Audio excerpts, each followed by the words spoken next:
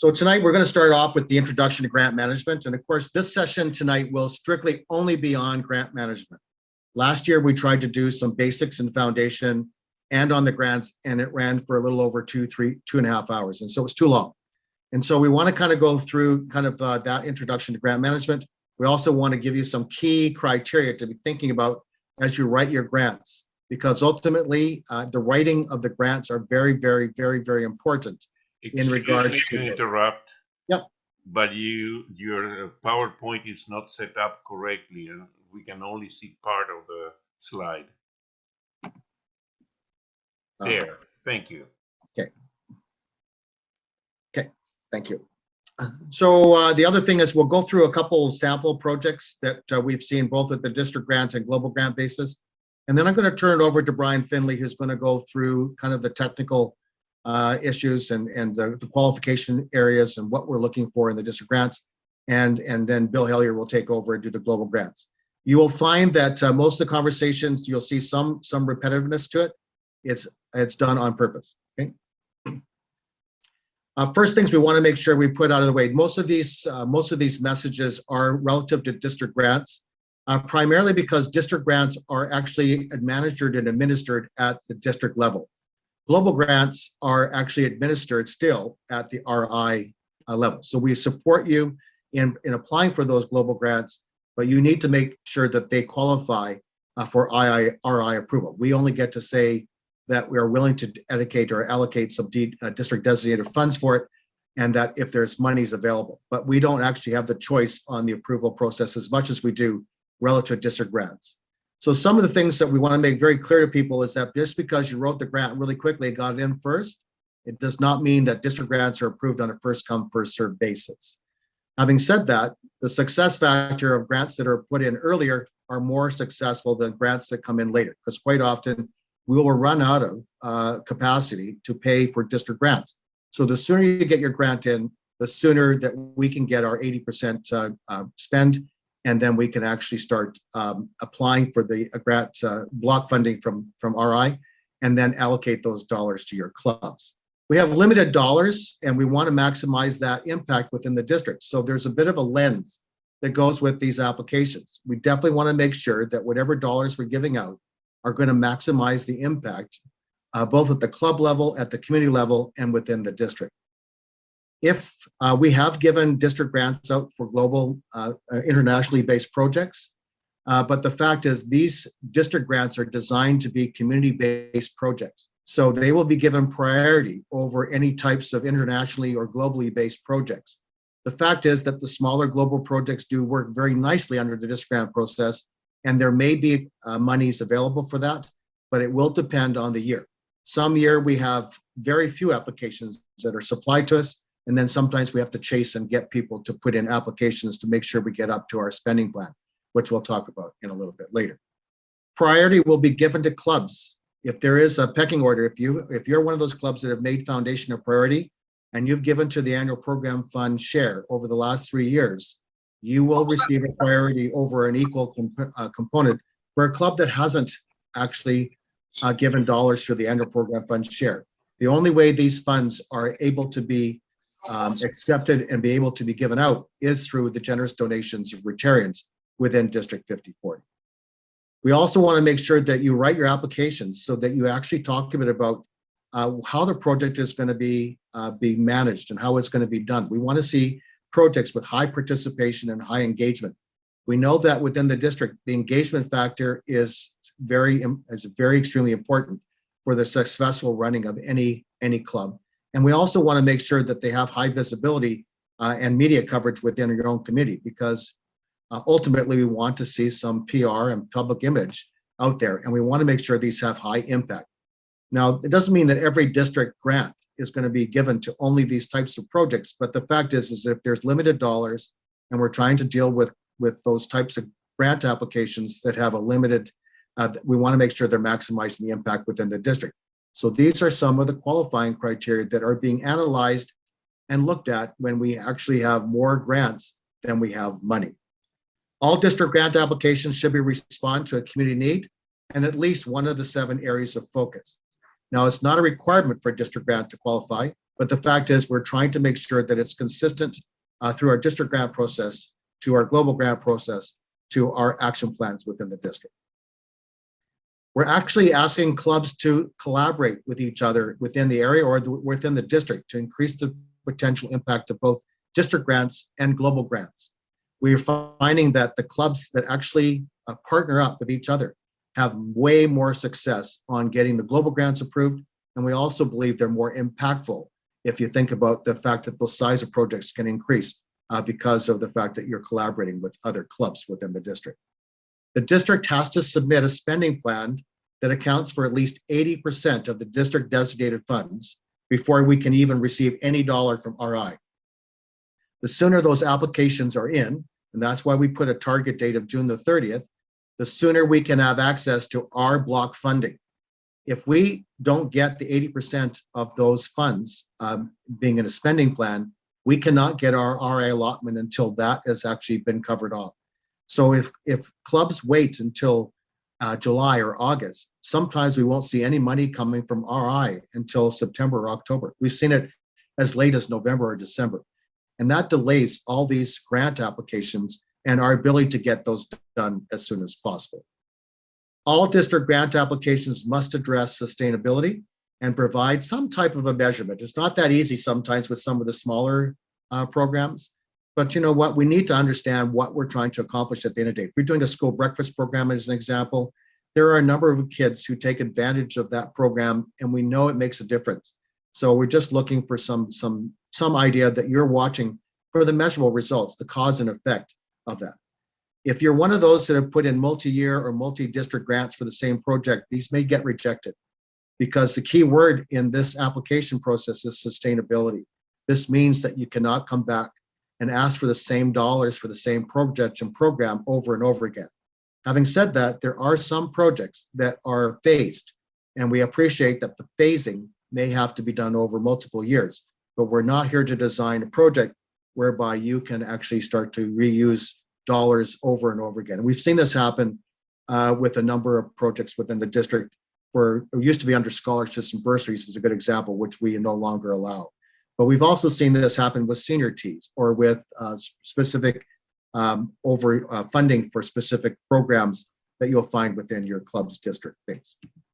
Lauren, Ian Curry has a question. Ian, yes. Sorry to interrupt. You keep referring to RI. I'm pretty new to this. What sure. are you referring to as RI? So Rotary International, that's the short version. Sorry, we are bad on acronyms, and but Rotary International is RI. They're the king. Yeah. Liz. Hi, thanks. You encourage clubs to collaborate on global or district grants. How, like, we have a project for clubs. How do we work together? I mean, we're working together, but do we each get recognition on RCC that we're applying for a global grant? Because only one club can really put the grant application through. How do we work together in that environment and to make sure that we share the funds and the reporting all equitably amongst 4 clubs, for instance? Yeah, so Liz, in the Rotary Club Central, a lot of that's under project things. We'll talk a bit about that as we get into some of the details, but ultimately how you report that through Rotary Club Central comes down to how you guys are sharing those responsibilities. So if you have a big project, you're sharing a district grant or a global grant, you're raising the monies collectively, so you're going to report separately on your fundraising initiatives, and you will also report on how you spend those dollars. So there's a way to do it, and this is kind of outside the scope of the district grant and global grant, but it's a good question. Gillian. Sorry. Yes. I haven't got a very good voice at the moment. What exactly do you mean about annual program fund share? Sure. So we'll show you a slide in a second, Gillian, and I'll show you what that looks like, because not every dollar that's given to the foundation comes back to the district. And so only the annual program fund share actually qualifies for us getting dollars back for both district grants and global grants. And we'll show you that in a second, but it's great. It's a question that we'll answer in a few seconds. Okay. So ultimately, we're driven by Rotary's action plan. And we definitely want to start to use these quadrants. It's important that we do this. We've done this in our strategic planning at the club levels. We've encouraged people to do strategic planning. We've also done this at the district level. And so we are using the same language because at the end of the day, we all want to row in the same direction. We definitely want to use the terminology here, increase our impact, expand our reach, enhance participant engagement, and increase our ability to adapt. So here's some examples that we think are important, that you can increase your impact because you may be able to find some projects that create a tangible asset and create some lasting change.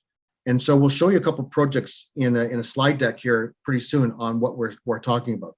But those things can increase the impact for your community and for your district as a whole. I'm sorry, these things are getting a little out of whack. So an idea is that we have actually done some financing for some refrigerator and equipments for a food bank, or we've done some refrigerators and some stoves and ovens for a school breakfast program. And what's really good about these is that they're one-time expenses that hopefully will last a longer period of time. And so we know that we don't have to start giving dollars every year to support that program. We want to make sure that these have measurable outcomes because we want to basically say, how are we making a difference? How do we use our dollars and how are we doing it? And like I mentioned earlier, we no longer do scholarships. And the reason we don't do scholarships is because they're not a sustainable product. And we know that giving a $500 bursary or $1,000 bursary might help an individual, but it doesn't have the same breadth of impact within the community where you might have multiple users of a gym or for some equipment or for some type of a park and program. So we'll show you a few of those examples in a second. We want to make sure that all the projects that we do fund, and some of them are too small to basically expect project signage, but there are some fairly large projects that if we can put Rotary project signage on them, it just increases our exposure to the community. And also it leads to some stories that quite often happen in the local media. So that's what we mean by expanding our reach. If you're partnering with other community-based organizations, this is a win-win formula because we get to use some of their dollars on top of our dollars, and we get to leverage those dollars to make a bigger impact within our community and expand our reach. We also want to invite Rotarians and non-Rotarians to our projects because we feel that if you do invite non-Rotarians to participate in some of our projects, they may become Rotarians. So it's just good business. And if you are dealing with a global grant, or you may even have a district grant that may qualify for other partners within other countries, we're encouraging that to happen. And a great example is Mountain View does this very well with the Philippines. And we do have other projects that we have partnered up with some of our sister clubs in these foreign countries. We also want to make sure that if we're doing any project that we can try and minimize some of the accelerating costs by having members involved in the projects. And we'll show you a few of these projects where we've constructed something and used our own membership and non-membership talent. You don't want me building things, but you definitely want some people that actually like to do this sort of stuff. And we want members to lead these projects because we also know that by leading these projects, they increase their skill sets. They became more empowered people. They get some leadership skills, and that also resonates with our ability to increase our participant engagement and keeping people who want to be involved in Rotary over a longer period of time. An example for increasing our ability to adapt is that we can do some brainstorming of projects and you'd be willing to try something new. It doesn't have to be the same thing that you've done every year, right? So here's a lifeline, I guess we'll call it, of a foundation. So you can see that we receive donations, contributions from Rotarians and from Rotary clubs. Both members and non-members can give to our foundation, but it's how they give that makes a difference. So you can give money to the End Polio program, but it's a restricted fund. It is only spent on polio-based programs. It does not come back to the district. We don't control any of those dollars. Those funds are all spent on strictly polio-related functions. You can also give money strictly right through to the Rotary Foundation on an area of focus. You can give it to a specific cause. Right now, a good example is if you give money to the Disaster Response Fund, those go straight into the Rotary Foundation and go straight through and fund strictly to the purpose that you've chosen to donate your dollars for. So Gillian asked a question about the annual program fund, share. So what happens is that we get dollars that are put into the annual fund share program, which is a donation choice that is made on your donation that you can put it into the annual program fund share. And that means that those dollars will come back to this district in 3 years time frame. So 47.5% of those dollars will go into the World Fund, the World Fund being the global grants pot. And the other 47.5% will come back in the form of district designated funds, which is then distributed into 50% of those funds being allocated for global grants and 50% of those funds being allocated for district grants. And so we'll show you that model a little bit later, and specifically in the district grant model and in the global grant model. Understand that Rotary takes 5% now of all donations off the top for operating expenses. And even though the total operating costs of the foundation is about 8%, the fact is they're now taking 5% off of any donations made to the annual program share so that they can cover their operating costs. And then, of course, any monies that are given through the endowment fund are only given towards the endowments that have been selected as the purpose. So you can start up an endowment fund that says share. And if you do say share, then some of the earnings from that endowment fund will come back to the district for district grants and global grants. But if you give an endowment fund and it's strictly restricted to an area of focus, it will not come back to the district in the same way. So this is kind of the money tree version of it. And so you can see that basically in 2019, 2020, our district raised over $235,000, almost $235,000 in the total amounts to the annual program fund share. The dollars come back to us 3 years later, and it's split. As you can see, 47.5% goes off to the Rotary Foundation's World Fund, and this is to top up some of the global grants. So $111,563 US is retained by RI. The 47.5% of the other 47.5% comes back to the district. And it comes in two forms. One is through a block funding, which will be used for district designated funds. So that's the 57,532 US, which is about 72,000 Canadian.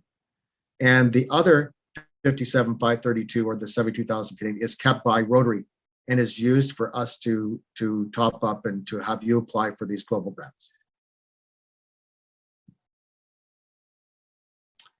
Any questions so far before I go into the slide deck? Jillian and Diana. Gillian and Jaya, yeah. When did Rotary start taking that 5%? Because when I did pets, Yeah. my understanding was that there was nothing taken out from that. Right. So they used to take they used to have a 5% off the top for the global fund when you went to pets, and that just started this year. They wanted to be more fair. There's more demand for global grants globally, and they were feeling they were leaving some dollars off the table and leveraging those dollars. So that just started this year, Gillian. Yeah. I'm talking about the operating costs. Yeah. Yeah. 5%. So that just started this year. Yeah. Last year and this year, I think were the first 2 years Yeah. that it's been done. So now it's Lauren, it was last year, but what Last year. happened is they discovered their costs were going up. You Yeah. think of Rotary being in 200 countries and they're passing these funds between countries. Just the exchange rate problem was costing them a lot of money, and they found they had to cover that. So that's what's happened. And the interest rates, of course, haven't been that high in the last few years, and so they weren't able to cover the operating costs out of the interest they had within a 3-year period. Thank you, Ian. I get that, but just in the last couple of days, and particularly over the weekend while we were running an event, I was impressing on people how every dollar gets used, nothing gets taken out for operating. And I'm, because I had not picked up on that or read that anywhere. Sure, Gillian.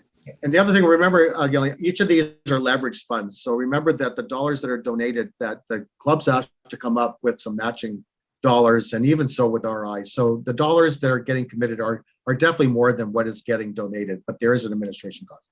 Diana, you have a question. Yeah, my question is with the Polio Plus Fund, is the plus specifically for polio, or does it mean it also deals with other areas? Yeah, so there's a bit of programming there, Diana. So I'll give you an example. They have 30 monitoring stations that are around the world, and they all require resources. And so they do fund some of those. It's not just vaccinations. And so there are some programs that they offer, and so the plus is that way. We actually, I Okay. know, yeah, and Gabor is a good example. The district polio chair is asking us to think about sending a letter of intent to Rotary to put 5 or 10% of all the funds raised under the Polio Plus for post polio victims, people that require types of apprentice, the devices to walk and hand bicycles and prosthetics and that type of stuff. So the plus is that part of it as well. Yeah, so the plus all refers to polio. Correct. That's the point. Okay, thank you. Lauren, your slide's a bit oversized for the screen. Yeah, this is the problem with this.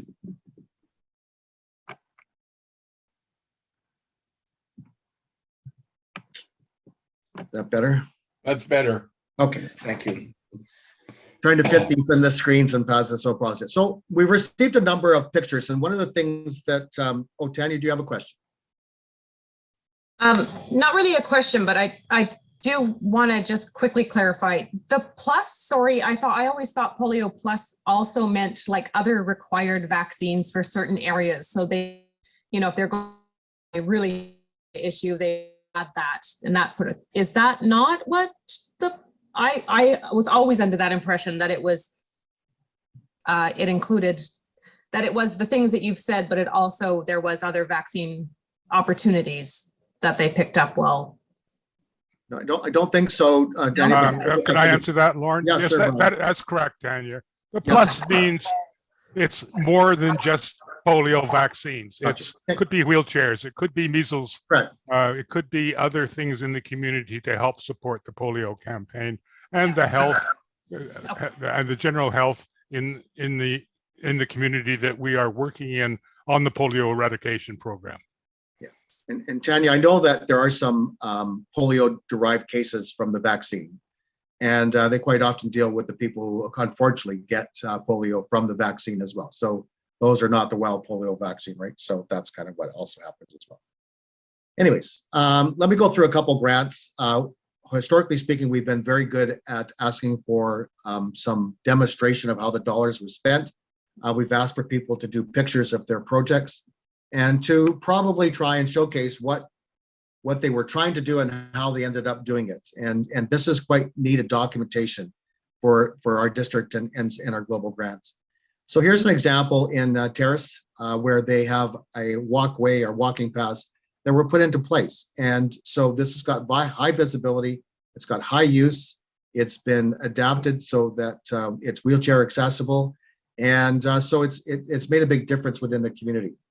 The only thing I would suggest you, and I don't know if they have a picture of this, but there might be some Rotary signage, or you might be able to put a storyboard walk into this would be more meaningful. But the fact is, this is the starting point of what we're talking about, projects that kind of give the community need and have high impact. And also it is able to us to use our own physical labor to do some of the work. This is a program that was started with a Sunshine Coast grant. And this is mothers who are being asked to teach their children. Unfortunately, I don't have the notes on this deck, so I might have to ask Ian to go through this, but this is an example where we've been able to leverage the teachings of these mothers and who are now out there teaching others. And so you're leveraging the investment on the teaching up program to allow mothers to teach their children and to teach others to be more basic educational literacy and to increase their knowledge. Lauren, a question from Jan. Okay. Well, actually, I was just going to give you some notes on this, Lauren. It was started by our Rotary Club in Paul River, and we partnered with the other 5 clubs on the Sunshine Coast, and we've been doing it for several years. They teach the mothers, and the mothers then teach 5 children, and they just do it in their private homes, and it's just right in the worst slums. Yeah, in Bangladesh. In Bangladesh, and it's a hugely successful. We get updates regularly, and last night we heard about the mothers feel so empowered that they have stopped riots, they have stopped human trafficking, they have stopped so many things. So yeah, huge, great project. And the collaboration piece too, Jan, thank you for highlighting that, because I think it's important to know that these types of projects require, maybe even deeper pockets, and sometimes we can't do it at our own club level. This is a project that's done in Pekka, and this is in Lesotho, and I know this is one that it's been picked up by a number of clubs, and it was started by Bowen Island. And, they had a person very passionate about this, and this is an orphanage in Lesotho that wants to, that's been gifted some land, and now they need to make it productive. They're going to try and turn this into a ranch and into a sustainable living environment. And this is the first part of this whole phase things, because we don't allow construction of buildings, but we can do fencing, and the fencing allows them to put some controls in place. Animals can't just come in and eat up their vegetation and other things. And so they're going to try and find some type of sustainability. And I know this is a phased approach, and I know Bowen Island has some bigger dreams on this one. Lauren, question from Lynn. Yep. Unmute, please. Sorry, so I'm from Bowen Island. I don't know how to put that after my name. This is actually what we're totally involved in this. So it was a smaller orphanage that only deals with ages to age 5. From grades ages 6 and up, there's nothing in place for children who are orphaned, and they end up getting caught up in the sex traffic trade or child labor or other unspeakable things. So the attempt is to make a sustainable farm, I guess ranch would be a good word for it, that will house the older children and give them a chance of learning to farm and maybe a trade, and there'll be a school involved. And the first part of our grant was to get the fence and a well in. Yeah. So this is the fence, which we're pretty proud of, that is around the property to get it defined and protected. And then we're going into starting on the building work, and power's next. We're working on the power to the property, and then the buildings to house older kids and to help them farm. So yeah, a lot of passion involved here. Gotcha. Yeah. Thank you. Okay. Going too fast. So this is a program that was started by Powell River as well. I guess it's all Powell River, Jan. So, but here's a reading program, and it's a pack sack and with a book that goes to it. And again, these are just simple ideas. They're very impactful. They start a program that we think is pretty important as we go through it. Of course, we know that Gibson's is the hippo roller capital, and they're also very passionate about these survival garden kits, which also are very self-sustaining. And they've been pitching this for $150 for this whole package here. Basically, you can create and have a sustainable garden for a family or two. And we think this is pretty important. So we did use some district grant money for this. Here's a very high visible project in New Westminster. And so this is like a little park and playground. And you can see, again, the high visibility, high usage, dealing with the things. And of course, it has Dale Paterson in the picture. That's the reason why we picked this one. So it's important to know that there's some high visibility. The fact is that the club actually put some sweat and tears into the project, but it was done in honor of a past district governor, Dr. Irwin F. Stewart. And so this is something that's very passionate to them as well. Again, ideas, thoughts that can basically become a community need and can be something that you might want to consider. We also have this up in Squamish. They did this deck coverage thing here, but look at all the work that's gone into this. And these are all done by Rotarians and non-Rotarians.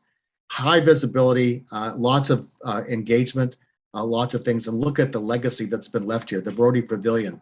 Look at the signage and that type of stuff.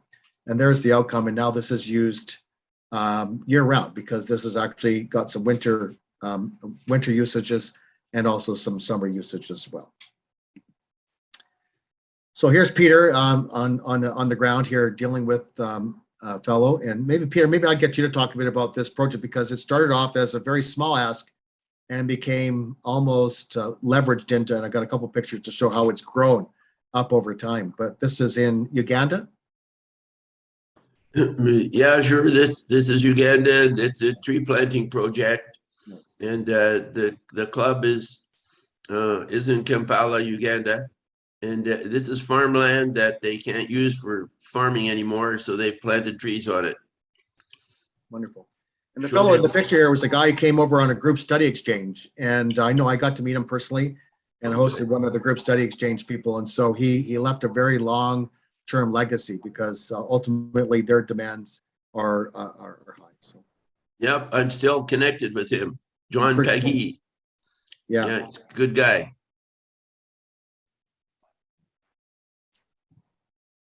I'm just going to quickly go through these just because I want to get on with the district grant stuff. But here's some ideas that we did some housing. Now they've expanded. They got their mud huts done.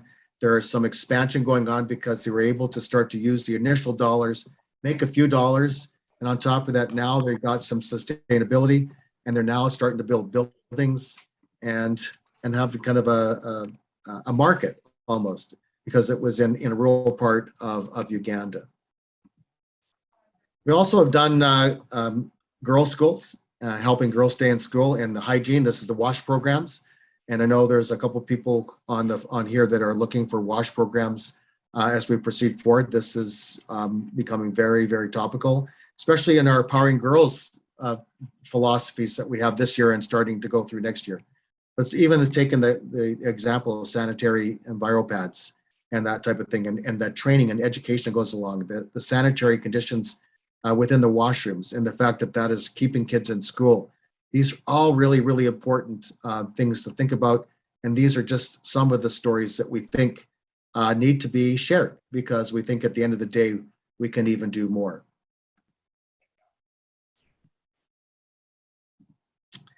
And the last one was, this is a project that was done in Beirut.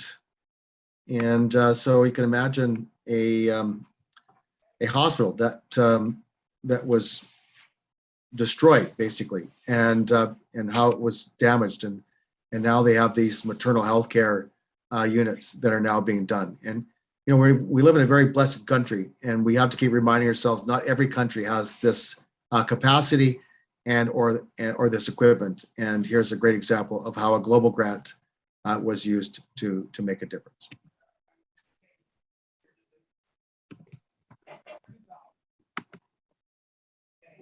Anyways, quick run through. So now I'm going to turn over to Brian, who is now going to go through the technical components of the district grant process. So I just wanted to basically say that this is how we've been using district grants and global grants to maximize our good in the world and in the district. And we want this to be successful because it's the winning formula of Rotary. So Brian, take it away.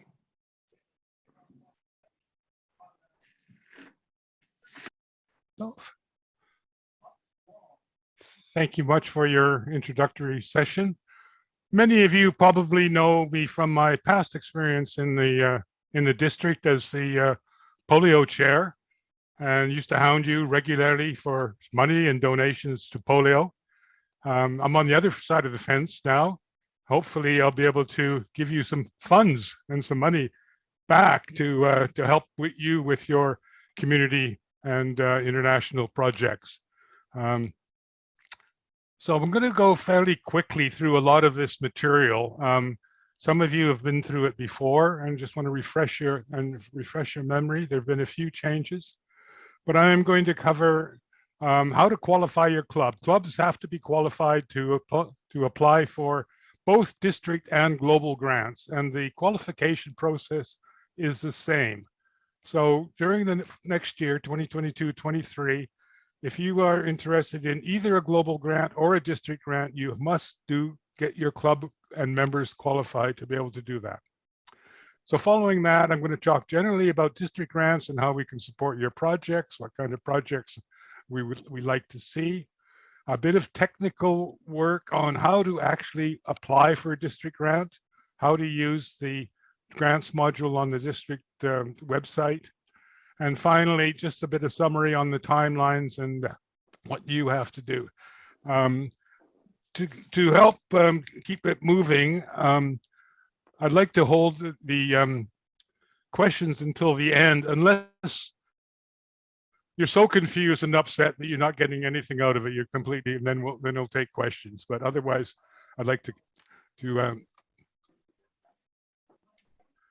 okay. So district grants are designed really for short-term, small-scale projects, and with a grant of $1,000 Canadian, $1,000 up to $10,000. We've changed the minimum this year. The minimum used to be $500. Because we want to increase the impact of the district grants, we've upped that to $1,000. They're used to address needs in your community, primarily in your community, but we can also support projects that are international. So after your club and members are qualified, you apply for the district grant on the grants module on the district website. And as Lauren mentioned, each year the district is allocated funds by the Rotary Foundation, which are called District Designated Funds, or DDF. And when there are sufficient club applications, the district sends a spending plan of the approved projects to the Rotary Foundation. We receive back a block grant, which is then used to fund all those approved club projects. So before you apply, I'll say it again, you must qualify your club. You must sign a memorandum of understanding, and we are looking for properly planned and scoped and budgeted projects. So what are the qualification requirements? There's primarily 3. And this is intended to make sure the club and the members understand what a district or a global grant is, what your responsibilities are from a stewardship and financial responsibility, and is prepared to follow those guidelines and adhere to the rules that surround grants. So the 3 things are: at least one member of your club must participate in the grants seminar. That's this. So when we're finished and you all stick around to the end, you have that one member will be qualified for your club. And at least one other member, a different member, must take the grants management seminar in the Learning Center in my Rotary. Finally, the president and the president-elect must sign the memorandum of understanding. Now, the course that's on the Learning Center is quite a long one, the grant management seminar. It takes 3 hours. It's 10 courses, 3 hours. If you have a member of your club who's previously taken that, but took it last year, they can take it again, but just the recertification part of it and be recertified. And that's just a 30-minute course. So in order to show that you've done the course, at the end, you'll get a course certificate. You just need to save that and send it to me. And then we know that you're qualified on this particular parameter. The third element is the memorandum of understanding. And it's a document, it's a legal document. And the last paragraph right before the signatures, I'm going to read it out. This memorandum of understanding is an agreement between the club and the district, and acknowledges that the club will undertake the measures to ensure the proper implementation of grant activities and the proper management of Rotary Foundation funds. By authorizing this document, the club agrees to comply with all the conditions and requirements. So when you ask your friend or president-elect and president-elect to sign this document, they need to understand the commitment that they're making. So they're saying, yes, we will have proper financial management.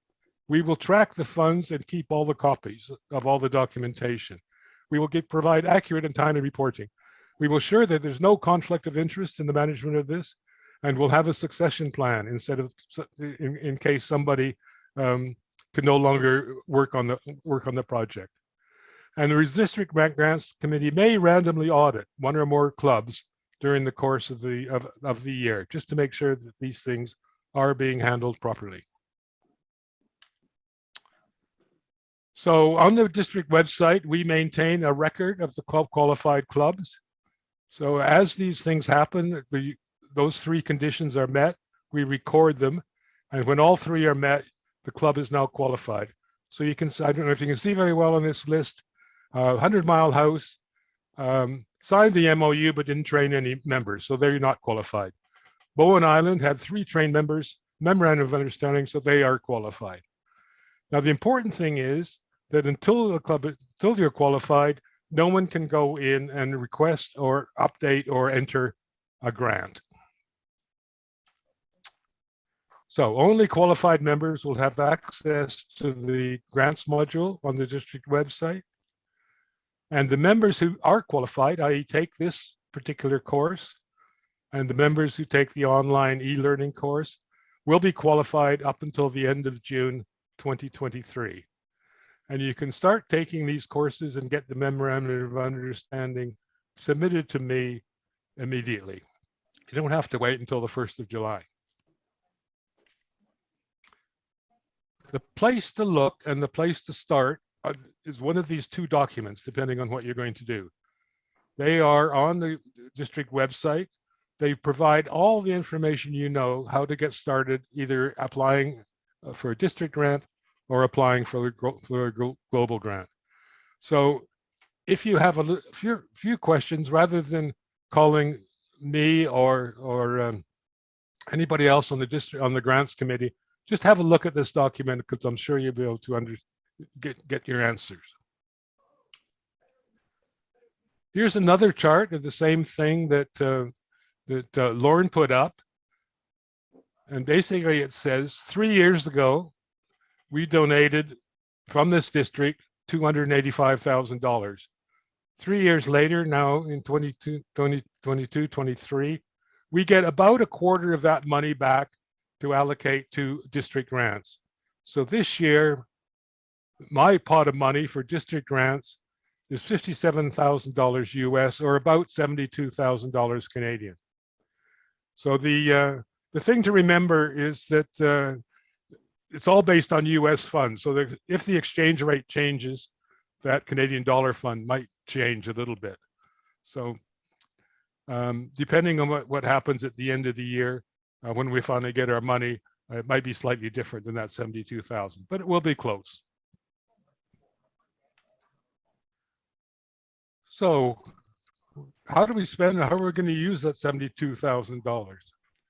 So the clubs submit your application to the district via the grants module on the District 5040 website. And I'll go into where that is and how to access that.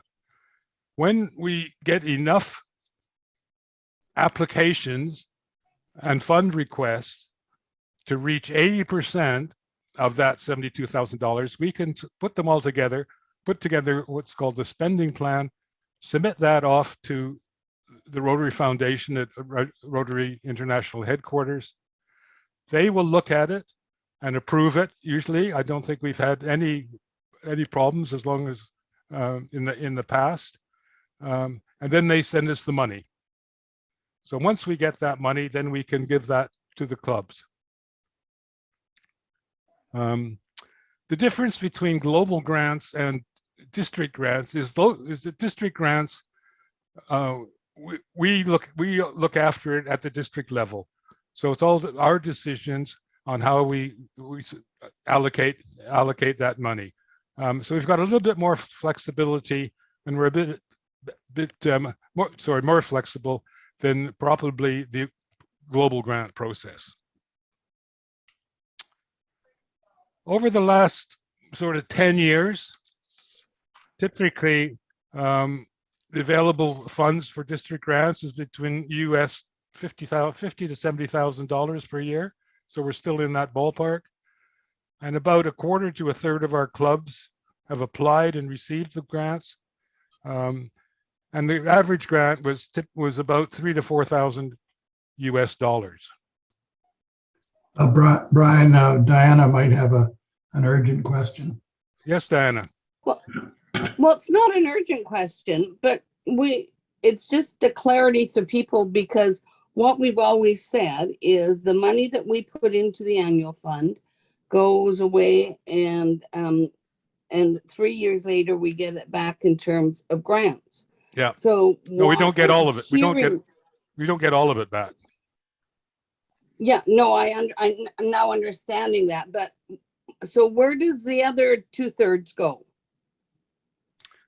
Okay, so that money, that 285,000, repeat what, so this is the donations 3 years ago. That is Mhm. split to $285,000.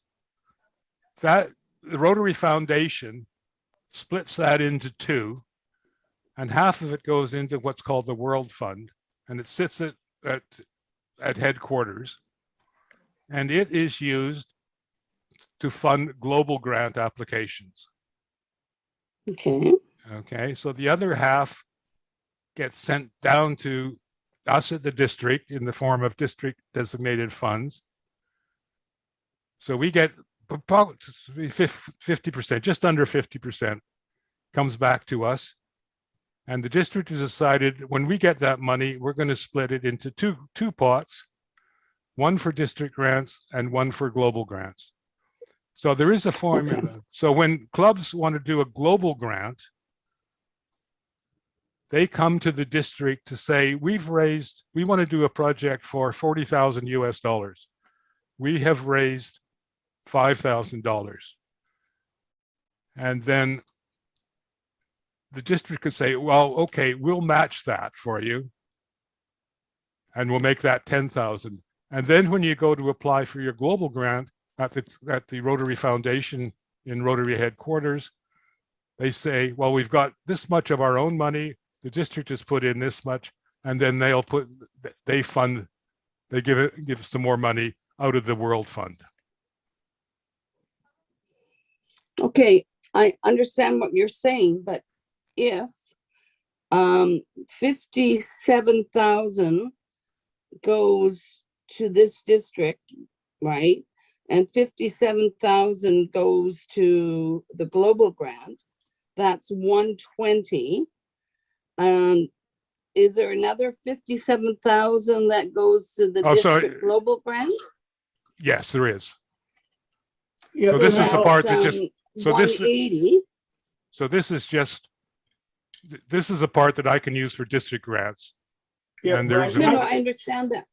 Brian, can I help clarify? Yeah. Basically, the way it works is all $284,000 is invested for the 3 years, and then there's the overheads. Half of that, or about 142,000, goes directly at that point after 3 years into the World Fund, and that is used to fund global grants around the world. Anybody can tap into that. We might or might not. The district designated funds, when we submit our plan, the spending plan, it has to be approved by the foundation. We do have to they go through all the projects. If any of them don't meet the criteria, we can't fund that. We have had that happen. So just last year we did. So it goes through quite a rigorous approval process. Once we have that approved, we get a block grant of, in this case, $57,000, which we then distribute to individual clubs who've applied for a grant. The global grant district designated funds are actually held by the Rotary Foundation, and when global grants are applied for, they're matched there. We don't actually have those funds directly in our control. I guess for me, the math doesn't add up. That's all. This slide doesn't add up. Yeah.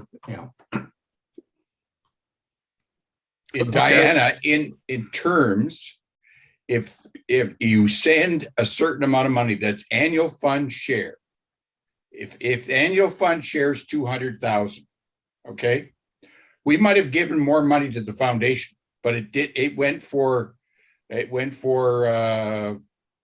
areas of focus, whatever. It's not share money. Okay. They keep So, half of it. okay. They keep half of it, and half of it is available to us. Half of it comes back in the form, half of that, or a quarter, as Brian is saying, a quarter will come back in the form of district grants. The other quarter is in the form of global grants. Yeah. So then what you said at the beginning makes more sense to me, in that the total donation to the annual share fund was 284, whatever. Okay, and then maybe out of that, 20,000 was directed to Polio Plus and 20,000 No, to the Rotary That is Peace strictly Foundation. annual fund, strictly annual fund, Diana.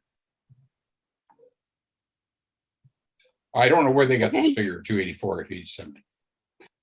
No, okay, yeah, no, but I was trying to do a comparison that we gave 284 to the annual share fund, and we know that half of that is kept, half of that goes to the global grant. So we're just saying here, that'd be like 142, and then the other 140, see, yeah, I'm not understanding. That was it. That's okay.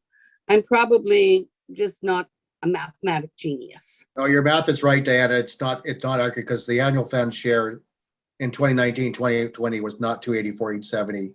We had some funds that went to the annual fund, but it wasn't share. So that number was less than a 284. So that number there is not right. And it was because we had somebody give to areas of focus and Rotary spot. We're gonna have to move on, I'm afraid. Yeah. Okay. So we have two more questions, or can they wait to the end, or do you need to ask? them Jill?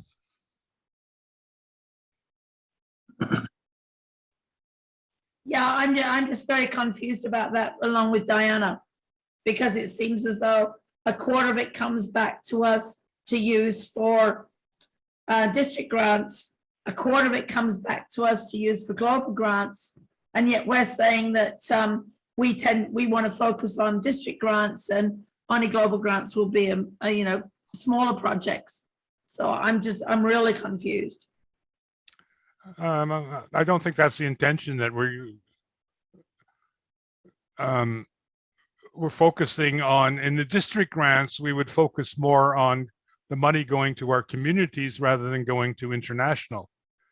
Yeah, I get that. But yeah, but a global grant is a completely. 57,000 would, on this example here, whether it's what we did or not, this example here suggests that of that 284,000, 57,000 comes back to be used for district grants, and 57,000 comes back to be used for global grants applied for via the district, as opposed to global grants applied for via the RI.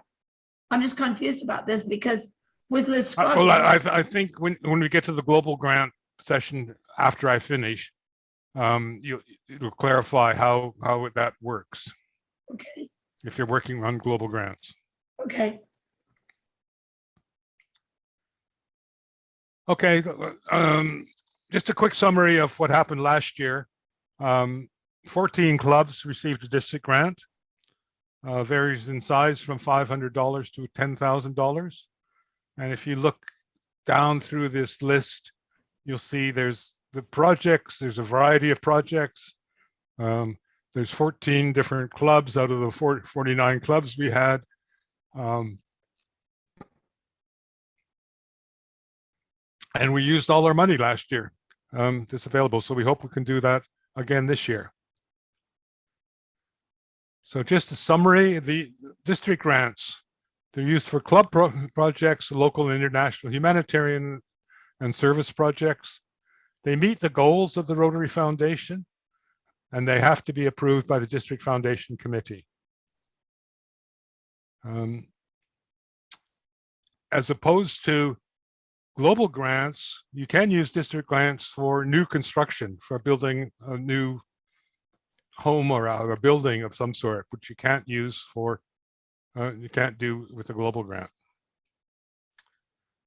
So project lifestyle would be to identify your project, make sure you understand what the community wants, identify the project, then plan it with the budget, the implementation period, the partners that are going to be involved, what impact it's going to have on your community.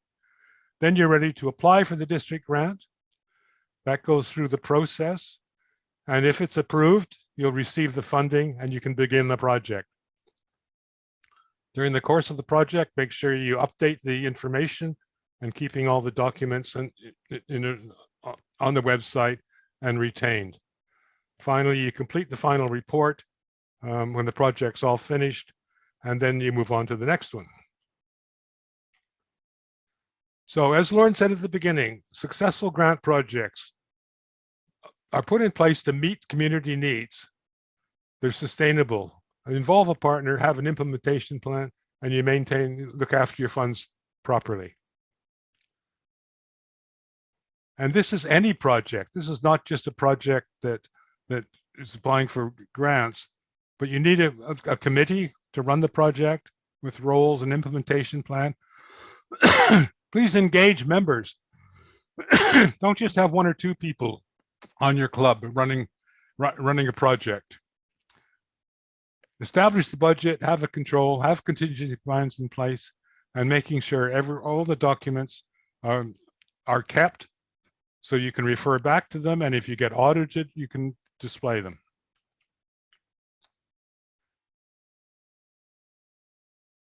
We want to increase our impact, so setting your goals, making them measurable, sustainable, and measurable. On the budget side, let's be realistic. Don't underestimate your budget. Don't overestimate it. But if it's a large one and you're purchasing materials, let's have some competitive bidding, making sure there's no conflict of interest. If somebody on your club or on the committee that's handling the project has a business that may want to supply materials, making sure that that's not the only price you get, that you can show it was as a result of competitive bidding. Now, recent changes, and these came in last year, for those projects that create a tangible asset, are sustainable, are clearly identified as a Rotary project, and have involved the active participation by Rotarians, the district will match your funds 1-to-1. So every $1,000 that you raise and are putting towards the project, the district can match up to $1,000. Other projects, which are primarily as a check writing and you're making a contribution to another organization, that match is 50 cents on the dollar. And Lauren mentioned scholarships will no longer be eligible for district grants. The maximum district grant is $10,000, and the minimum is now raised from $500 to $1,000. So let's have more of this kind of project that's on the left-hand side, where people are engaged, they're working, they're building something that's it's an asset, it's sustainable, and perhaps less of the on the right, just presenting a check to some worthy organization. How do you apply for district grant? It must be done online in the grants module on the District 5040 website. Only members who are qualified, either by attending this course or the online learning center course on My Rotary, will be able to sign in and access the grants module. You must put in, save all the information and store the documents in the online module under the documents section. If your club has got more than one application, you must rank them. Which is most important? Projects should not start until your application has been approved and the funds are received from the Rotary Foundation. So you've made your application, you want to get started on your project, but you can't actually start, unfortunately, until you get the funds. Because if you start it and you haven't got enough funds to finish it, that's a wasted project and wasted money. You will get, when the project is approved and we get the funding from the Rotary Foundation, you will get 50% of your grant funds right away. And then when the project is finished, the other 50% is released. So the club will have to fund 50% of the grant for the duration of the project. And please take lots of photos and get media coverage. The other thing that is required for each project is the club authorization form.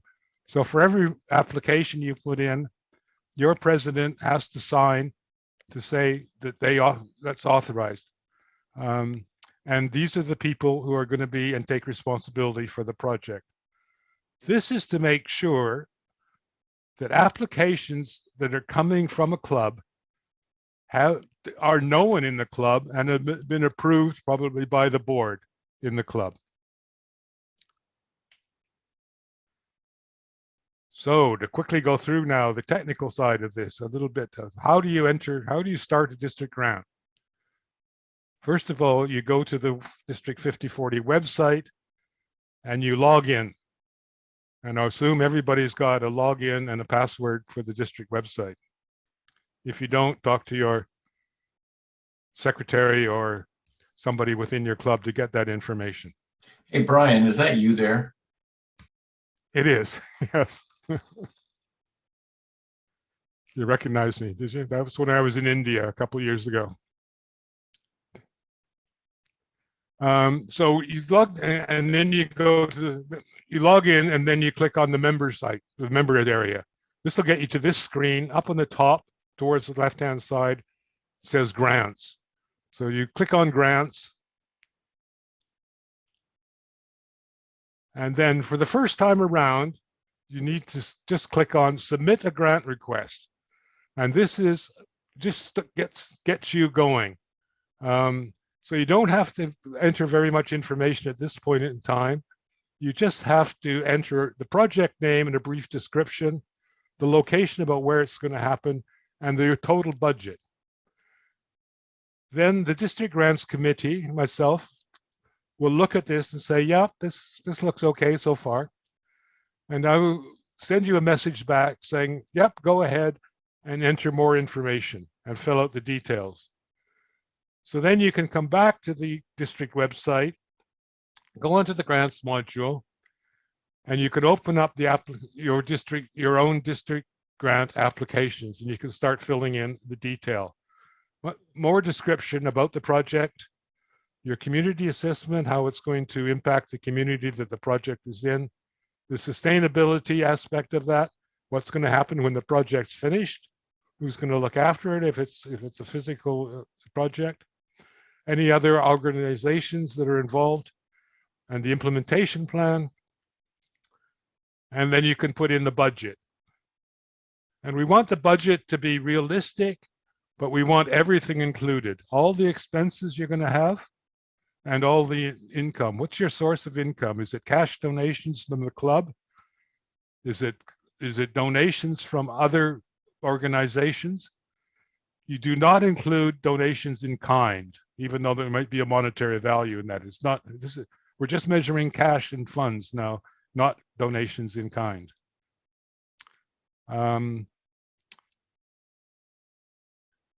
The other important thing is, unfortunately, it defaults to US dollars throughout this. Want to make sure that everything is in Canadian dollars. So there is if you're getting it into local currency, if it's an international project, for instance, and you're getting it in euros or whatever, make sure you get a current exchange rate and get it converted to American dollars. Or if it's just, you've got it already in Canadian dollars, just make sure that this field here has Canadian dollars, and then it'll work properly. Okay, so that gets you started. And once you get started, I think you'll understand the process. But again, if you need help, please go to the district guide to the district grants website. If it's a quick question or you're stuck, really stuck, don't hesitate to contact me.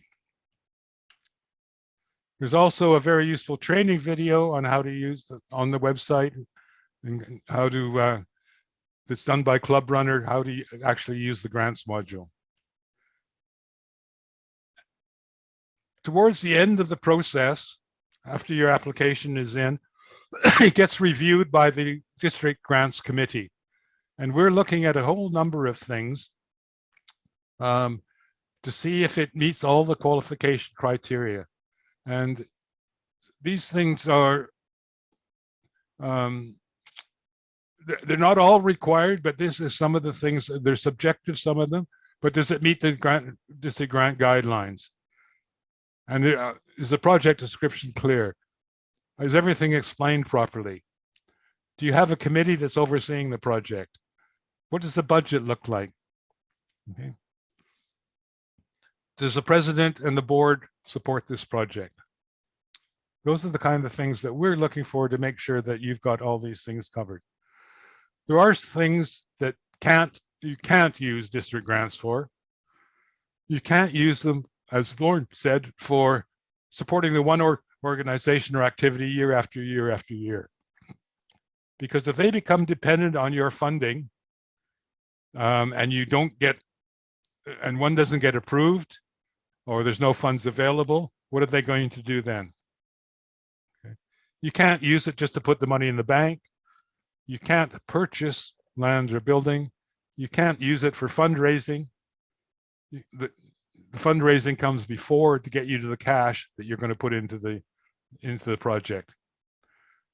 Any expenses such as Lawrence District Conference are verboten. Public relations, advertising, etc. They can't be used for that. If you're going to, we ask for signage, but be cautious on the signage side. Sort of a maximum of $1,000 is probably reasonable for signage. Okay.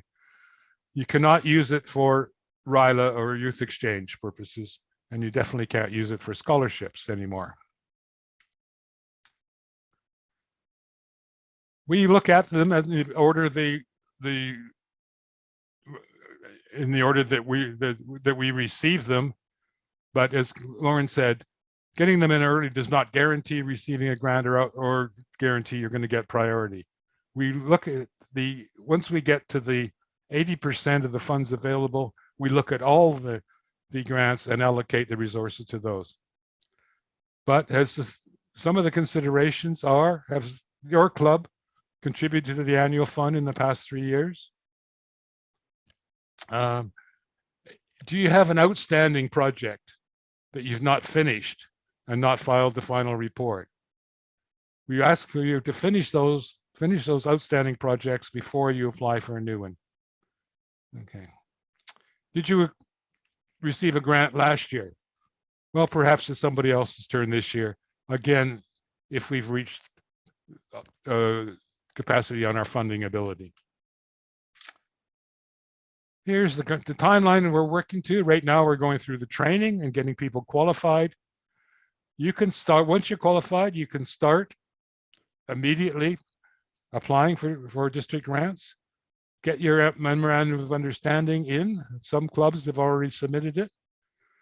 We would like very much to get all applications in by the end of June. That way, we can get that spending plan submitted to the foundation and get the funds back so you can start the project. So get on to your presidents and presidents-elect to get moving on these. Don't wait until September. If you wait and we don't get all the applications in until October, November, then we won't get the funds until December, January, and you're all going to be calling us up saying, when can I start my project? When can I start my project? But you can't start until we get the funds. So if we do get them in early, we can submit the spending plan, get the money, you can start your projects, and then we can wrap them all up during the current or the next year. Whoa, I went through that fairly quickly. Brian, there's a question in chat from Tanya. Okay, Tanya. You want to do, I can read it out if you like. I can look at it here. We've got several questions in here.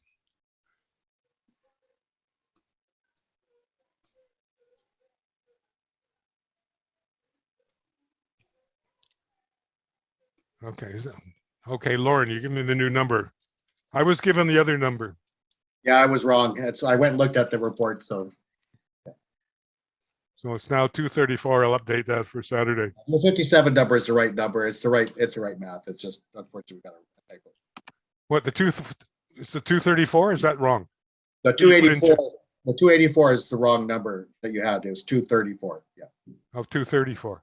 Eight Okay. looks like a 3. Okay. The questions are right at the end of chat, and then Andrew. If we has get a more question. money in than we expected, can we use some of the total money we said we would spend on the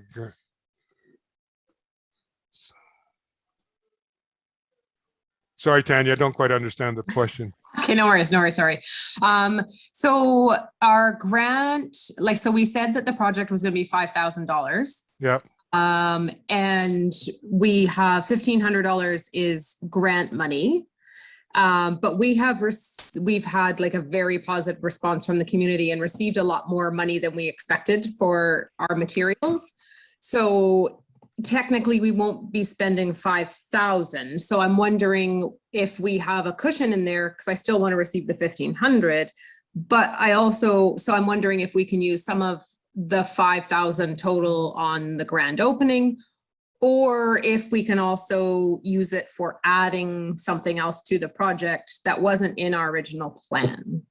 I hate to turn away, money on either side. Obviously, I'd turn away Rotary money first because someone else could use it. But I certainly think you could extend you can add to the project if you've got the money available and you can spend it on that project, as long as you keep the records of doing that and keep the budgeting on your application up to date, showing any changes as you go through. Is that correct, Ian? Would you agree with that? If it's a $1,500 grant, and I believe that was 50%, you have to show that you have spent at least $3,000 of club generated funds. Then after that, yeah, you can do other things, but that's how you'd have to do it. okay. Brian, Andrew has a question. You said we can't start the projects until funds are received. I'm working on quite a substantial project, which we've never done before, which would far exceed the upwards of $10,000. Can we not start any aspect of the project until funds come in? Or if it's like a multi-stage, like excavation and then concrete and then waiting for materials to come in, can we start part of the project without funds, or do we have to hold off on all of it until funds come in? I'm going to ask Ian to clarify that if you can. Well, if you can break the project into pieces, so if you're doing this site remediation and prep work, and then you're going to use the grant to actually do the pouring of the foundations, because you got a major project, you wouldn't be able to pour the foundations till you got the grant. But you could start the rest of it. So if you look at your timing and what makes sense for you within the project, that would be the way to do it. As soon as the project is approved. Sorry? Not the actual cash in from us. Yeah, approved. As soon as we get the approval from the Rotary Foundation, we had a great project last year. We thought was a brilliant project, and they said no, and there was a complication because it was in another country. So if we'd said, okay, go ahead, we couldn't have given the grant money out.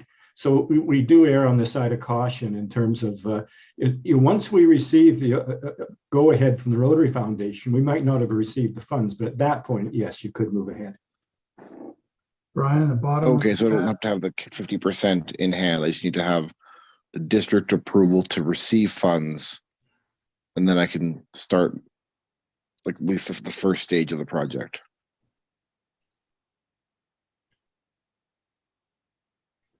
Yeah, I think that's right. Okay. I'm hoping I can start early, but like I said, it's quite substantial and we're in the early stages of it.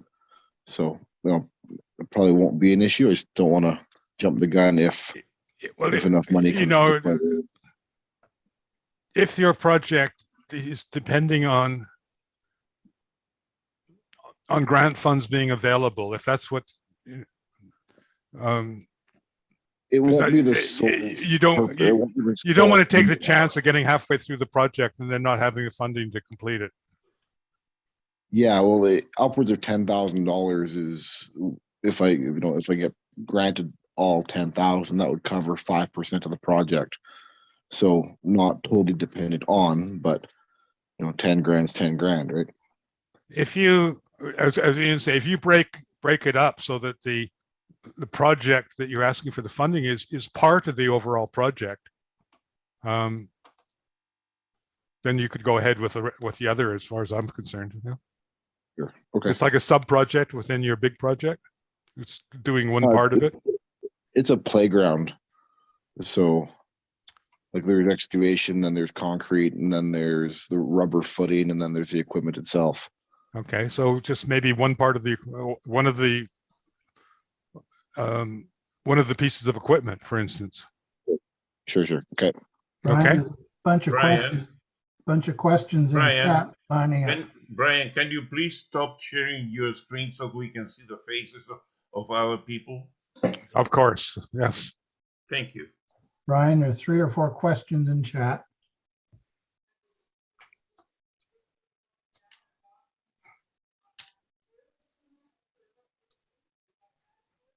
Thank you. Good.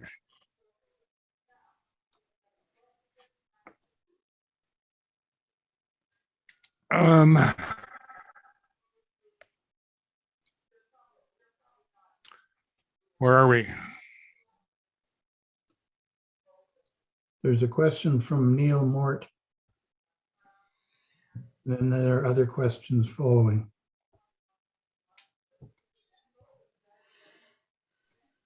Dale, the rainwater harvesting system. If it's a district grant, the construction is allowed. That's for sure. A rainwater harvesting system, it's got some buildings work in it or whatever. What is not allowed is, for instance, if you're doing a very big global grant through the Rotary Foundation, not a district grant, but a very expensive, you cannot build a hospital, for instance. You cannot use the funds to do that kind of thing. Jonathan, we have an approved district grant. It's still working. Still need it. Yes, you do. You still need a memorandum of understanding for 2022-23.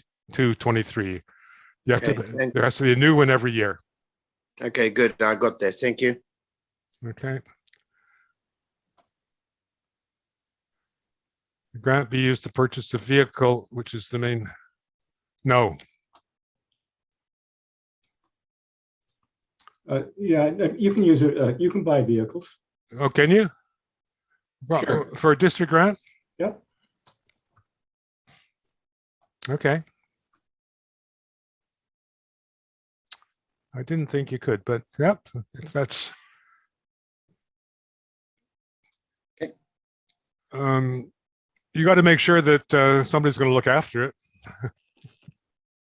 Yeah, but there's been food trucks and things like this, emergency vehicles. All right. Okay. All those sort of things are all eligible. I'm glad you're still hanging around for a while, Ian. As my mentor. John's asking us a question around the World Fund. We'll answer that later, John, because ultimately we're going to go through the global grant side of things. We haven't done a lot of global grants in the last year, but we have done some, and so there is money that is being accessed to the World Fund. But we do have a running total, but I don't know what that number is. Maybe Peter Ackers, you might have that running total, but no, we don't have that running total. I don't think we have it yet. Andrew, you got a question? Andrew, do you have another question? Yeah. Just going back to the slide about the funds and how they're dispersed. What's the difference between a global grant with the World Fund and then a global grant with the district?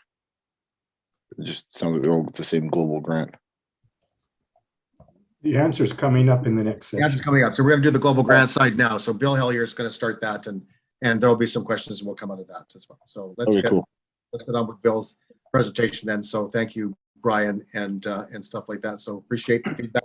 Love the passion. But Bill, let's get on to global grants. It shouldn't take. This is not an area where we've had a lot of grants, but every once in a while we get a multi-year where we get tons, and some years we get none. So, District Governor, you in the invitation, this meeting was supposed to last 90 minutes.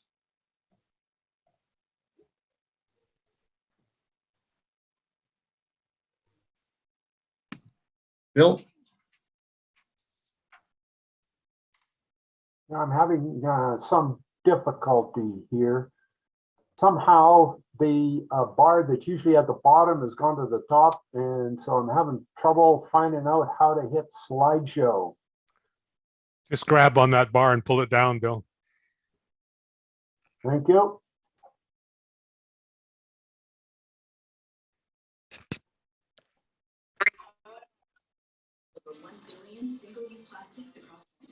And we're continuing our journey to do more good by making our jetpack. Okay, respecting the time, I will go through my section as expeditiously as I can. I am going to be doing things at a rather high level. I will give you a lot of follow-up homework to do to further educate yourself on a lot of the details around global grants. So if you're interested in doing a greater amount of good in the world with a large project, what you need to do is consider a global grant. And this slide is showing the 7 areas of focus of the Rotary Foundation. You will be doing a project that would fall within one of those areas of focus.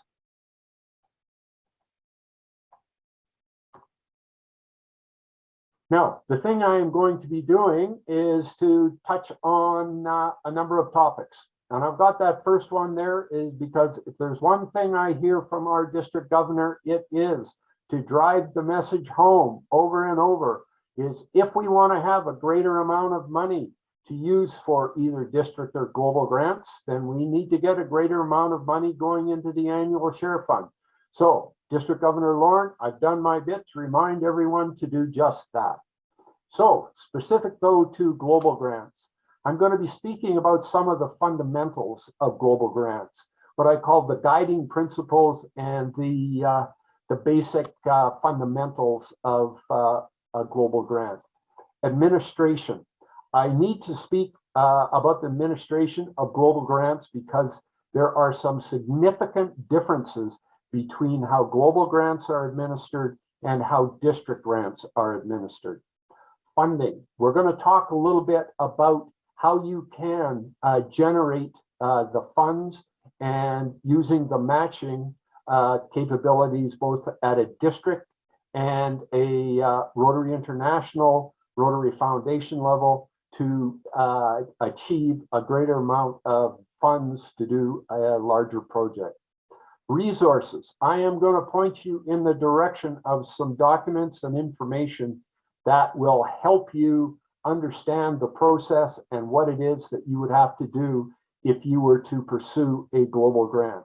We're also going to talk about a project life cycle from the initial concept you may have for a project right through to the final completion report. So we'll briefly cover that as well. What I call guiding principles. These are for larger projects. If you want a global grant project, the minimum budget for a project is $30,000 US. I've already said that an area of focus must be included in your project. There has to be alignment with an area of focus. The project must be responding to a need in a community. And it is really up to that community to identify what the project should be. We'll have a little bit more to talk about community assessment as part of the overall process. If you're going to look at any grant, but specifically global grants, you've got to have a long-term and in bold print, they're sustainable benefit with measurable results. Now, these long-term sustainable benefits and measurable results have to be realized in the community in which the project will unfold. Basic requirements. You're going to have a host club. That is the club that exists in the country that the project will be built in. You require an international sponsor club in another country. Typically for District 5040, our clubs have been the sponsor clubs, the international sponsor clubs. So in effect, what you have is the international sponsor club assembling the funds, working with the host club, but it's the host club that has a good bit of responsibilities as well. It is the host club that has to conduct that community needs assessment. That to be absolutely certain that a global grant does not go into building a project that we here in Prince George might think would be a really good thing to have on the far side of the world. Go ahead and build it and then find out that it really wasn't wanted or needed or is not able to be maintained. So we really have to think about the aspect of involving the local community, the aspect of strengthening local knowledge, skills, and resources. Think about a project that would require specialized training for its operation or specific skills to make sure that it is maintained in an operable condition for a good period of time. So those are the kind of things that really do need to be well understood and well defined as a project concept gets developed. Briefly about administration. Unlike the district grant projects, which Brian has explained how they are administered at the district level, the administration of global grants is effectively almost entirely done or by the Rotary Foundation, by Rotary International. Okay, the global grants are administered on what is called the Grants Center, and that I'll speak about a little bit more in a very short while. But the thing everyone needs to understand, know, and appreciate is that when the Rotary Foundation is evaluating the various projects it may receive from around the world, they exercise a very high degree of due diligence. They want to be absolutely certain that monies that are taken as global grants, that they will have those long-term sustainable benefits, measurable, tangible benefits. And so the Rotary Foundation, as part of this due diligence, if you apply for a global grant, do not be surprised as part of the process that you may be asked for a greater amount of detail defining various aspects of your project. Now, I indicate here that the demand for global grants is greater than funds available. Now, this is the picture when you look at the large worldwide scale. All of the funds that are flowing into the annual share fund and the proportionment that was described into the World Fund, and out of the World Fund, those funds that are available from Rotary International for global grants, there is more requests than there are funds available. So that immediately tells me that there is a competition for those funds, and Rotary International, the foundation, is going to make sure that those funds go to where they are going to do the greatest good for the greatest number of people. So let's talk very briefly about financing sources. If you want to be an international sponsor club, you will likely be running some fundraising activities. So you will raise funds yourself. You may ask other clubs to be involved with raising those funds. You may indeed go to other districts to seek funding from the clubs in other districts.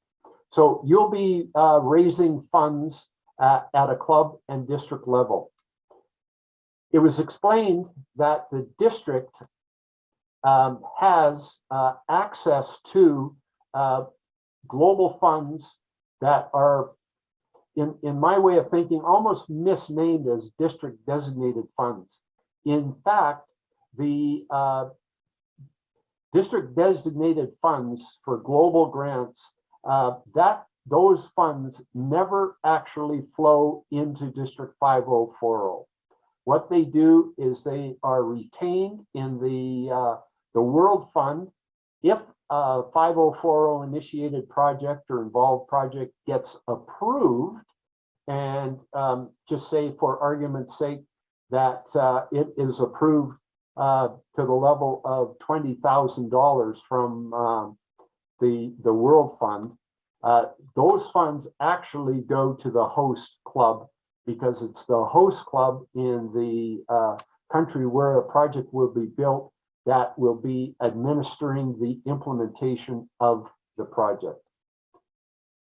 Now, at the district level, if a project is deemed to be something that the district believes in, and they would say they will put up some funds for it, the Rotary Foundation will match the district designated funds to a level of 80%. Now, coming out of the World Fund, the Rotary Foundation will match up to a maximum of $400,000. These are dollars US, by the way. So the district designated funds to get $400,000 would have to be $500,000, 500,000. Now, it's clear to me that no one club or one district is going to be able to reasonably manage that. So to get anywhere near the maximum global grant funding from the Rotary Foundation, you will almost certainly be involving more than one district. There is no minimum. So the Rotary Foundation, if they can give a lesser amount of funds, they will do that. There are also other financing sources that can go towards a global grant. Cash contributions from Rotarians and non-Rotarians. You heard Lauren speak earlier about directed funding and endowment earnings. Rather than me trying to go into how those are treated by the Rotary Foundation for a global grant, I'm going to refer to you to that document that Brian mentioned, A Guide to Global Grants. There is information in there that explains which funds the Rotary Foundation will match and which funds are eligible to use for a given type of global grant project. So that A Guide to Global Grants is an important document. Okay, I'm going to give a couple of very quick examples of how it is that you could get to a project with a $30,000 US budget, okay? That being the minimum for a global grant project. So the club goes out and it does some fundraising, and it comes up with $10,715 US. It then goes to the district and say, District 5040, we've got this concept for a project. Do you think it's a good project? They would say, if they say yes, they would then match that 1-to-1. So they would more or less pledge an additional $10,715 from the Global District Designated Fund. I'll take a brief moment and just explain that on any one grant that a club in 5040 would be looking, any one global grant, the district will limit its funds available for a given project to $20,000 per project. So if you went out and raised $30,000 at a club level and came to the district asking for matching funds, the maximum that you would receive would be $20,000. So back to my example here. The club has 10,715. 5040 has pledged a global district designated fund amount of another 10,715. That goes to the Rotary Foundation. And if they approve the project, they would say, okay, we will give you 80% of the district designated fund amount. So that's 80% of 10,715, which is 8572. So you add all those figures up, and lo and behold, you've got $30,000. I'm not even going to bother with this one, other than to say there is different ways to skin the cat to get to the maximum or that $30,000 target for a global grant project. What I will suggest to you, and I don't know that I could say it in strong enough terms, that if you have it in your mind that your club wants to proceed with a global grant, there are some things that you need to do in preparation, basically educating yourself. There are some, in my opinion, I would call must reads on My Rotary. Now, I'm going to make an assumption that everyone on the call has got a My Rotary account, knows how to access My Rotary on rotary.org, knows how to go to the foundation site and can find the apply for grants and open up the global grants section. If I am incorrect in that, and you do need some guidance on how to access this information on My Rotary, I will gladly help you out with that. My contact information will be coming up following this short piece, and don't hesitate to give me a call if you need some assistance with this. But on to those must reads. We've already talked about a guide to global grants. You need to read that. There is a separate document called Terms and Conditions for Rotary Foundation District and Global Grants. You need to read that and understand what it is that the Rotary Foundation requires of you in the conduct and the implementation of a global grant. I mentioned that global grants are administered on a online system on My Rotary called the Grant Center. You will have to become intimately familiar with the Grant Center and how to use it. There is a document that will prepare you to use the Grant Center. Must reading, you've got to know it. Now, also on the section in applying for grants, there are a number of other documents. Just about any issue that has been encountered, the Rotary Foundation has prepared resource material for you to refer to. And additionally, there are some human resources as well that will help you out, help us out if you want to pursue a global grant. There are regional grants officers and a group of folks called the Cadre of Technical Advisors. They're there at Rotary International to give us advice and to help us work through problems. So I can't stress enough that if you want to go forward with a global grant, preparation and process knowledge is absolutely essential. If you try and pursue a global grant without understanding what the process is, I suspect you will find it to be a bit of a frustration. So let's talk about the life cycle of a global grant.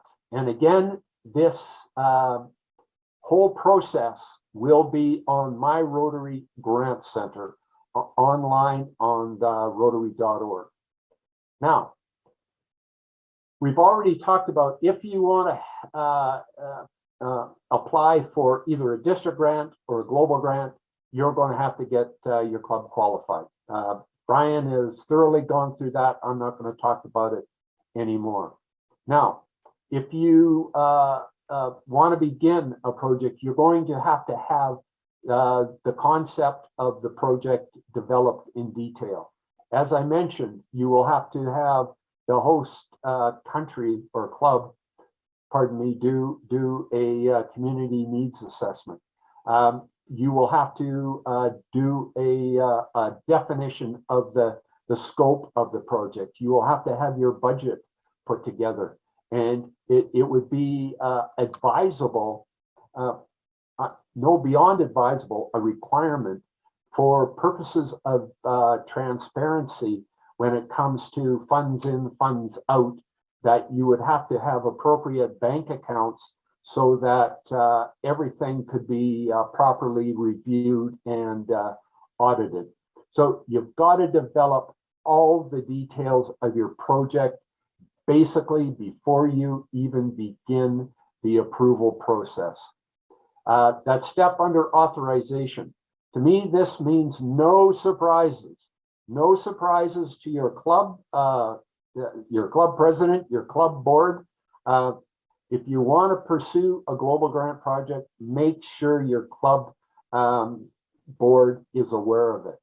Then you have to go to the district and say, okay, you've got this concept in mind for a global grant project. Will you as a district agree that if the Rotary Foundation approves this project, will you apply global district designated funds to the project? Assuming that everything is a go at that authorization step, it is at that point that you actually submit your application to the Rotary Foundation. And that due diligence that I spoke about earlier then really kicks in. And at this point, do not be surprised if, even though you think you've done an incredibly thorough job of putting together the information of your project, that you might be asked to clarify an issue or to provide more information. So let's now assume that you have done everything that's required at the Rotary Foundation and the project is approved.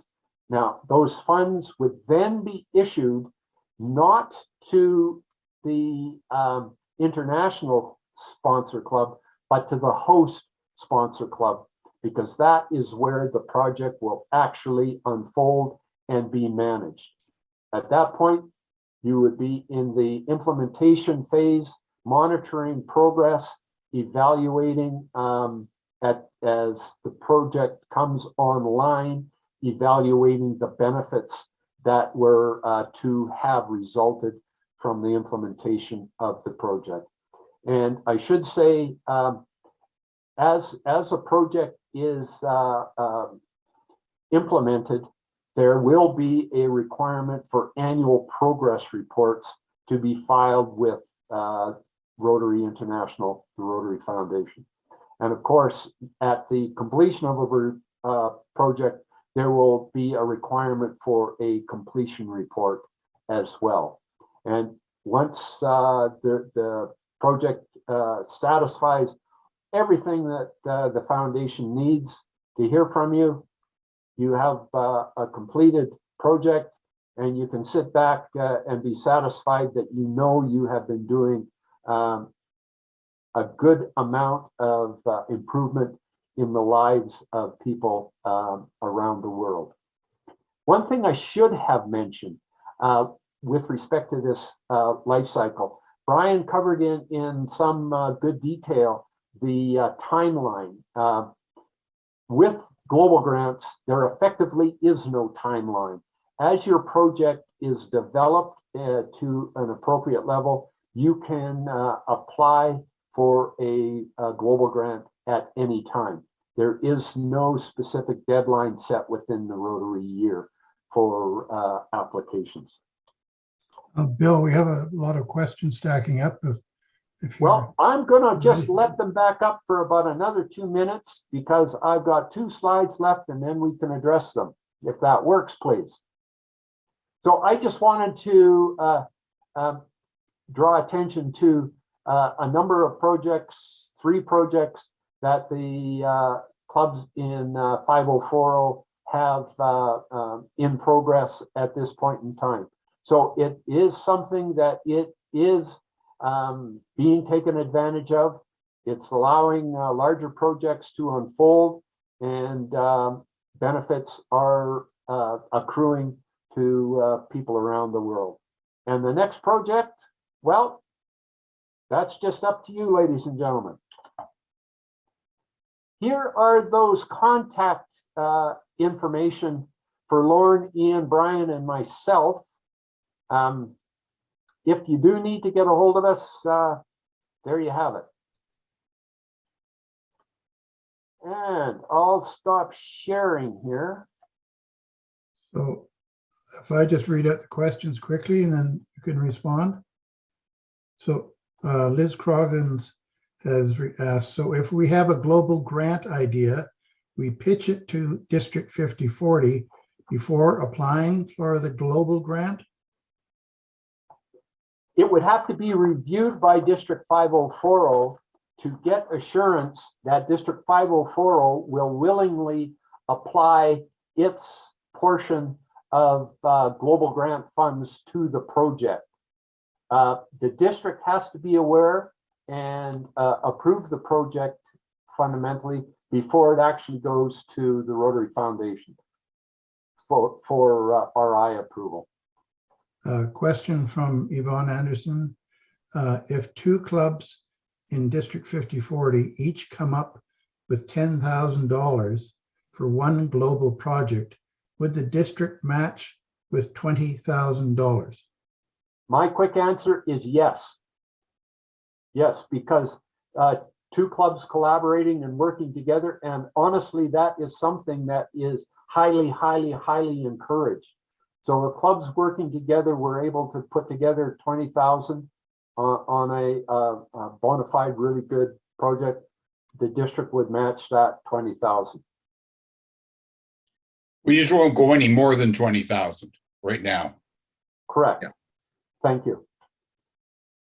So the rest of the chat is explanation. Yeah. So that's it, Bill. So let me close off and say thank you, everybody, and thank you for the questions. Thank you for your passion. I know it's hard to get you to stop when you see your project up in lights there and talking about that. And I know that took a little bit more time, but you know what? We need to hear your passion, and I think that's also the winning formula for Rotary. So I realize we ran a little over time. We appreciate you staying on board. We knew some people had to get off because they had other meetings to go to. Welcome to the busy life of a Rotarian. But the fact of the matter is, we have a lot to be very proud of, a lot to be celebrating. And I just want to thank Brian and Bill for going through their slide deck the way they did. We'll learn from this experience. And so I guarantee you, Saturday, if you want to come and join it again, we'll be a little bit shorter, but appreciate everybody's and paying the attention. Thank you for your questions. It does give clarity to the situations. There is a lot of creative ideas out there. I know you're all thinking how to get around the rules, but you just definitely have to follow the protocol. So I just appreciate everybody's attendance and have a great night. And so